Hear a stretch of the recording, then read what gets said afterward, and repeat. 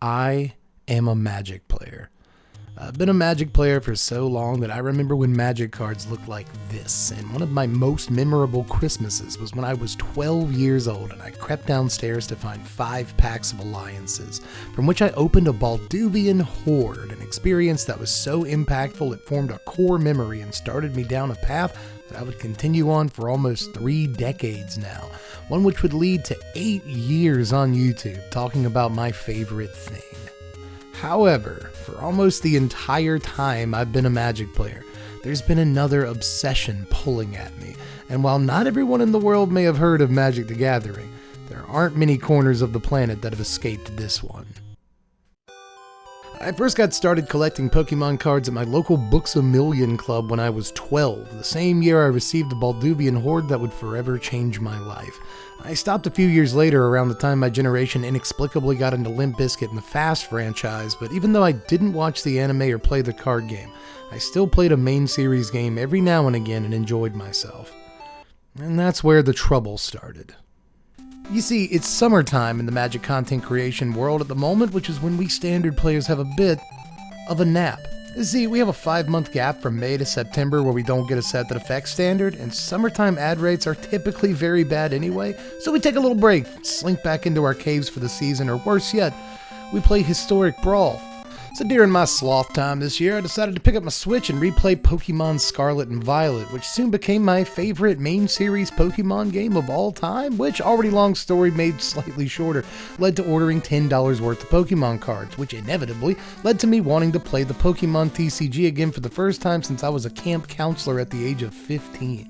For me, that was close to 25 years ago, and as I near 40 like a bullet train, I find that the older I get, the more I feel that life is short and fleeting and you should do what makes you happy. So, with this thought in mind, I downloaded the Pokemon TCG Live app and had, from a Magic player's perspective, one of the wildest weeks of my life, because playing Pokemon is like playing vintage Magic.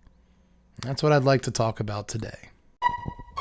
And I'm your favorite Magic channel's favorite Magic channel. Best believe that the professor go bananas for my deck tech. I'm sorry, the card says moops. First of all, he says 3 minutes into the video, even though this video is primarily about judging Pokemon cards and decks through the lens of a Magic player, you still have to have a basic knowledge of how to play Pokemon or you'll be lacking vital context, and that can be very embarrassing on the internet. So you start by drawing 7 cards and placing a basic Pokemon in your active slot up here, then placing up to 5 basic Pokemon on your bench. Stop on your right foot, don't forget it. Then you take an additional 6 cards from the top of your deck and set them face down over here. These are your prize cards, and when you defeat your opponent's Pokemon, you'll get to draw some number of these cards. Whoever draws their last prize card first wins the game. You attack your opponent's active Pokemon with your active Pokemon, and to do so, you have to pay that attack's energy cost. You can play one land, attach 1 energy to a Pokemon every turn. When your attack puts a Pokemon's HP at 0, that Pokemon's knocked out, and you can take your prize cards.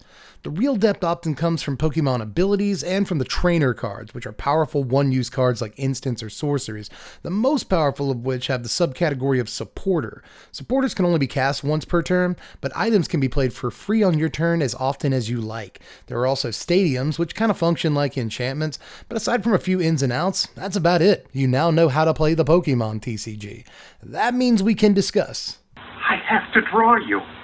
Yeah, that chapter title is absolutely not hyperbole, and by the way, to anyone who doesn't normally watch the channel, you just clicked on this video because you like Pokemon, it must be comforting to know that I look exactly the way you thought I would. But anyway, now that we've addressed the fat guy in the room, back to that chapter title. It's so not hyperbolic that, honestly, ancestral recall effects are deemed kind of boring if they don't have some sort of upside. Now, I will say, in the interest of fairness, I guess, these ancestral recall effects and these wheel effects that there are a lot of, and we'll get to in a second, these are mostly all relegated to being supporters, so you can only play one of these a turn, but that doesn't stop them from being bonkers. Just imagine if you could cast a card like Avery in Magic the Gathering. This is effectively a 5-for-1 that draws 3 cards and removes 2 of the opponent's creatures. And although Avery does see a fair amount of play, it's not like one of the most popular cards in the format. A far more popular card is Colress's Experiment. Again, just imagine playing this in Magic the Gathering, This looks at the top 5 cards of your deck, you put 3 into your hand and you exile the other 2.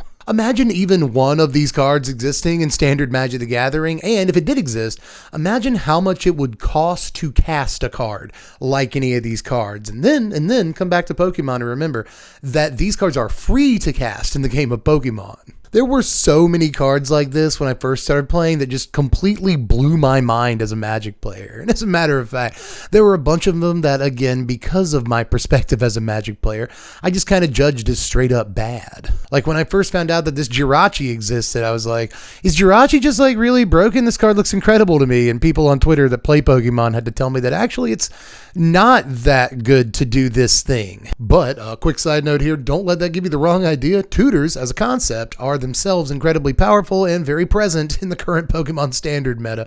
People just don't like when you tutor by ending your turn because attacking ends your turn, it turns out. So what people are doing instead is they're playing this thing called Forest Sealstone, which is a very hard card for me to say the name of. Congratulations, me, nailed it on this take. I've done a lot of takes. Now, this just allows you to, without ending your turn, Demonic Tutor for free once per game. That seems really powerful and is. Other decks have access to supporters like Irida, right, which can go get two extremely important things at the same time. Again, for absolutely free. You get a 2-for-1 tutor. It seems unbelievable. That's because it is, in case you needed more proof. This game is just like gloriously chaotic. Another crazy thing about this game, from a Magic player's perspective at least, is the prevalence of wheel effects in Standard. Right now, almost everybody plays this card, Professor's Research. It's a supporter, so you can only cast it once a turn, but it's not uncommon to see this thing cast 3 times per game by both players, right? But there's also Iono, which is kind of a newer version of an effect like this that basically shuffles the cards back in, and then you draw up to 6 cards, depending on how many prize cards you have. A lot of people play this not only to wheel themselves, but screw up their opponent because there's no maximum hand size in Pokemon. So sometimes your opponent will just literally have like 14 cards over there. You cast Iona. I always say cast. You play Iona. That's correct.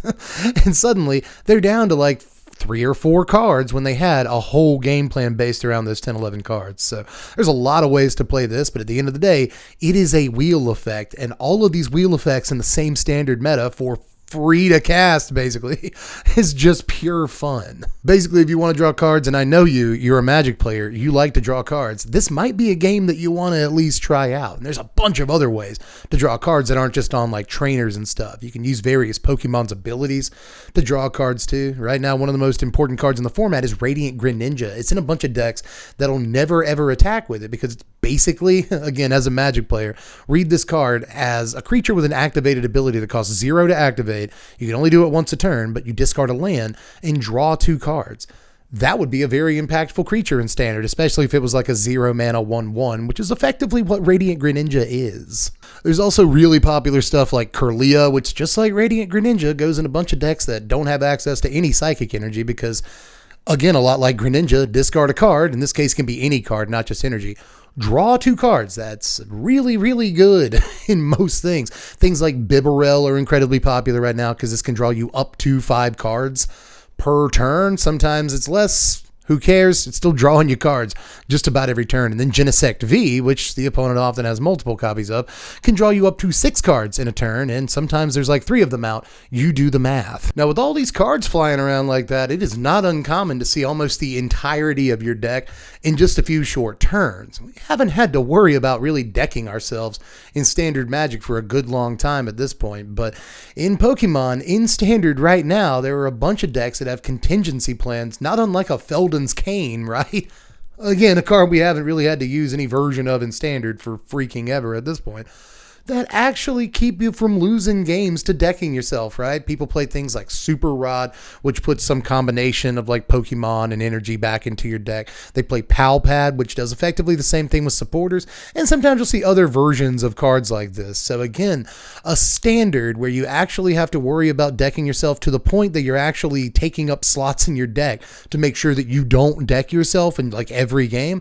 That is a kind of Magic that we haven't had to play in Standard in a while. And I gotta admit that I miss it. And the last thing about this game, at least for now, that impressed me as a Magic player was the ramp. Holy soul ring, the ramp electric generator. Look at this thing. This lets you put up to 2 energy from the top 5 cards of your deck just onto your benched electric Pokemon. 2 ramp and a turn is kind of a crazy thing to be able to do, but there's way more than that. There's also stuff like Baxcalibur, which is a cool card. It allows you to attach any number of water energy from your hand to your Pokemon. Imagine if you could just play any number of lands from your hand to the battlefield every single turn. A cool card. It was actually one of Brittany's favorite cards for the first week that we played this game. She's since moved on from her Baxcalibur deck, but I get the feeling she will always love her Baxcalibur. But even that is the baby ramp for babies. If you want to do the real stuff in the standard environment, you go with like Arceus V, who can put multiple energy onto your Pokemon from your deck every turn. And then there's stuff like Gardevoir. God, Gardevoir, man. Just imagine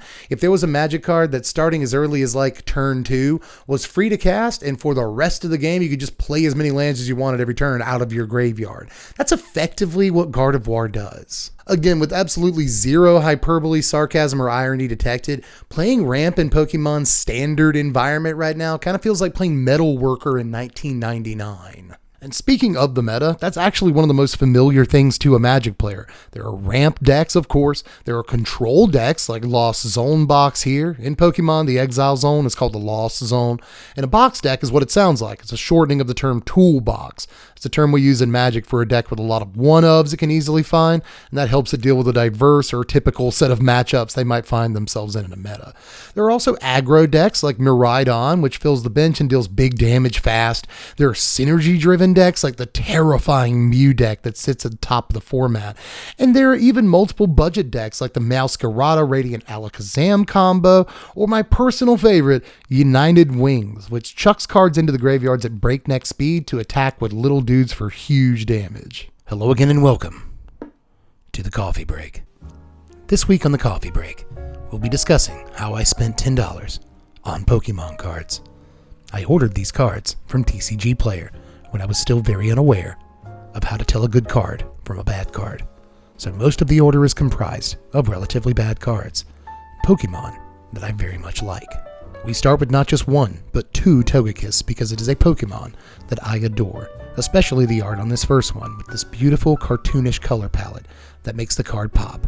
But there's also this Togekiss, who is foil, you may notice, along with this Pikachu, who is also foil. I had never seen this Pikachu before, and I thought that it was adorable, and I had to have it. That is how Pokemon works. After that, there's a Farfetch'd, whose art I really liked because I really liked Farfetch'd, and I liked the fact that this was not only shiny, but only 10 or 15 cents. After that is yet another Farfetch'd. As I said, I greatly appreciate Farfetch'd, and although this may look like an old school Pokemon card, do not let your eyes deceive you. This is from a set called XY Evolutions that came out just a few years ago and reprinted a lot of old school Pokemon cards. It is also where I got this Vulpix that looks like an old Vulpix, this Ponyta, and a lot of other fire Pokemon like this Growlithe and this Charmander, as well as this Charmeleon. While I was at it, I picked up quite a few more cards from XY Evolutions because this set was extremely nostalgic for me and extremely affordable too. A hard to pass up combination. We also got a Beedrill that's non-holofoil, but still, I love this Beedrill from my youth. There's also a Weedle that is holofoil, and all the other cards in the set are holofoil from now on. There's also this Magmar that set my heart on fire, a Poliwhirl, a Pokemon I love very much, and a Drowsy. I love basically any and all psychic Pokemon. The sleeve cards start with this Electabuzz, which is from XY Evolutions and only about 25 cents, but I sleeved it because an Electabuzz was the first rare that I ever pulled from a Pokemon pack, so it has great significance to me. There's also a Dugong, a rich young Dugong from Macon, if you believe Futurama. There's an Arcanine, one of my favorite Pokemon of all time, but there is also a Zapdos, the most expensive single card in the entire order at $2.25. But it looks exactly like the Zapdos from back in the day, and that means a lot to me.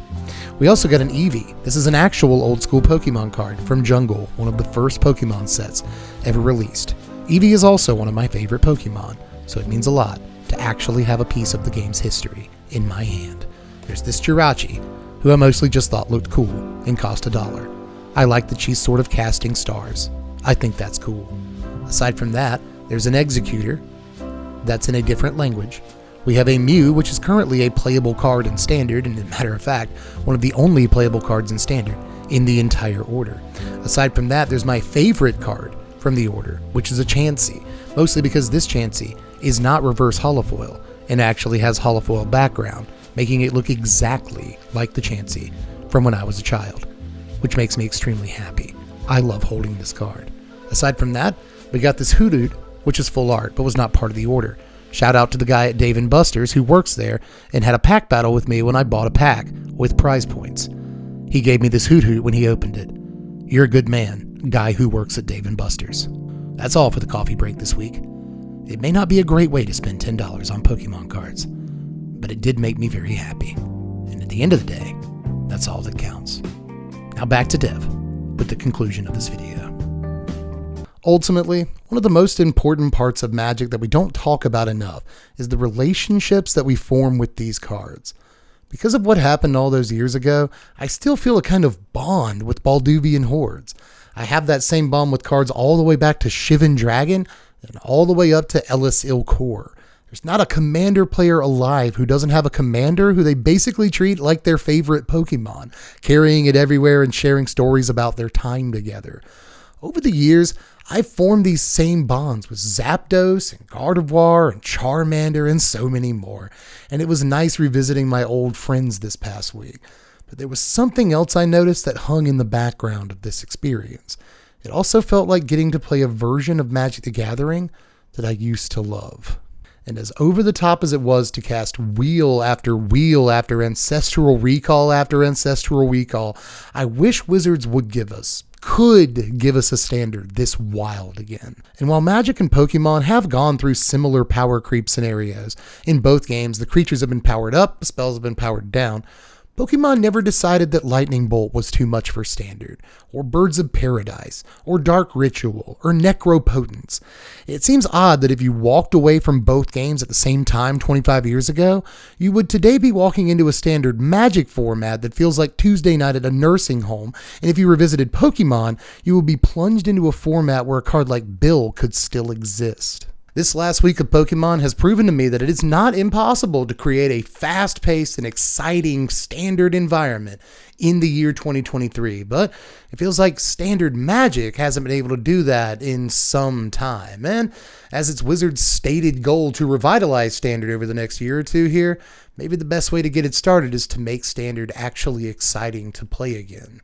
Mic drop, but I'm not going to drop this mic. It cost money. But that's all for this one. Hey, thanks for letting me do it. It's been sitting around in my head for like a week now, and I got to get it out, or I just can't live with myself. So now that I'm done with it, I can go on to making Magic the Gathering content again. Sorry about that. I will atone for this by making like a top 5 budget commanders sometime in the next few days here.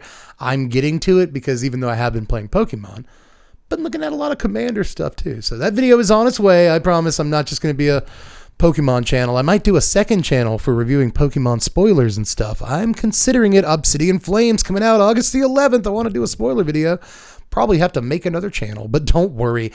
I still like it a Magic. That's why the first 5 words of this video are, I am a Magic player. I will always be. I don't intend to never not be, right? So to ever not be. There you go. So don't worry.